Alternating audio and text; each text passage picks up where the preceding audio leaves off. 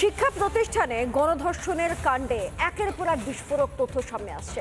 তদন্তে তো এবার নয়া মোড়। সূত্রে খবর, ওই গার্ড রুম থেকে পাওয়া গিয়েছে একটি চাদর, যা নাকি রক্ত মাখা।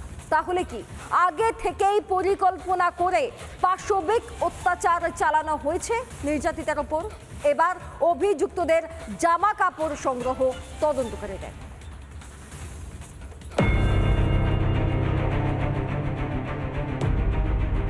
25শে জুন রাতে কি হয়েছিল?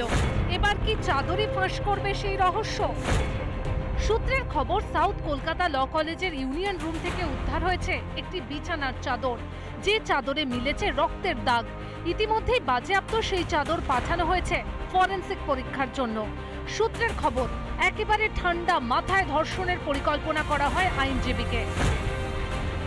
অন্যদিকে প্রশ্ন উঠছে মেডিকেল টেস্ট নিয়েও। কসবাকাণ্ডে ফের নির্যাতিতার মেডিকেল টেস্ট করানো হলো। সার্ভিস ডক্টর ফোরামের তরফ থেকে অভিযোগ করা হচ্ছে কোন রকম সিনিয়র চিকিৎসক ছিলেন না তার মেডিকেল টেস্টের সময়, কোন রকম স্ত্রীরোগ বিশেষজ্ঞ চিকিৎসক ছিলেন না, শুধুমাত্র জুনিয়র চিকিৎসকদের তত্ত্বাবধানে তার মেডিকেল টেস্ট করা হয়েছে। মেডিকেল টেস্টের ক্ষেত্রেও একটা নেগলিজেন্সি হয়েছে, সেই খবরটা আমাদের কাছে আসছে। মেডিকেল কলেজের ক্ষেত্রে বা সিনিয়র মেডিকেল অফিসার যারা থাকে তাদের উপস্থিতিতে বা তাদের তত্ত্বাবধানেই এই টেস্টগুলো হওয়া উচিত। ইতিমধ্যে অভিযুক্ত মনোজিতের নখের নমুনা সংগ্রহ করেছেন ফরেনসিক আধিকারিকরা। নির্যাতিতার শরীরের আঘাতের সঙ্গে মিলিয়ে রাখা হবে সেই নমুনা। পাশাপাশি ঘটনার দিন দুপুর 12টা 5 থেকে রাত 11টা পর্যন্ত কারা ছিল সেদিন কলেজে, তার তালিকাও দিতে বলা হয়েছে কলেজ কর্তৃপক্ষকে।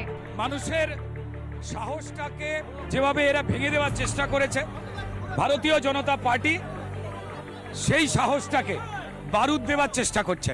মানুষের মুখ বন্ধ করে দেওয়ার চেষ্টা করা হচ্ছে। মেয়েরা যাতে স্কুল কলেজে পড়াশোনা করতে যেতে না পারে, বাড়ির বাইরে যাতে বেরোতে তারা ভয় পায়, কারণ তৃণমূলের রক্ত চাই, ক্ষমতা চাই, টাকা চাই, সব চাই। কলেজের মধ্যে কিভাবে তৈরি হলো এই ঘুঘুর বাসা? আর এমন কত মনোজিৎ লুকিয়ে রাজ্যে? অভয়কাণ্ডের পরও কোনো শিক্ষা নেয়নি রাজ্য। তাহলে কি নারীর আবরু বাঁচাতে এবার বিদ্রোহ দরকার? রিপাবলিক বাংলা। নানা ধরনের কন্টেন্ট দেখার জন্য লাইক করুন, শেয়ার করুন আমাদের ফেসবুক পেজ, সাবস্ক্রাইব করুন আমাদের ইউটিউব চ্যানেল। পাশাপাশি অন্যান্য ব্রেকিং নিউজের জন্য অবশ্যই চোখ রাখুন রিপাবলিক বাংলায়।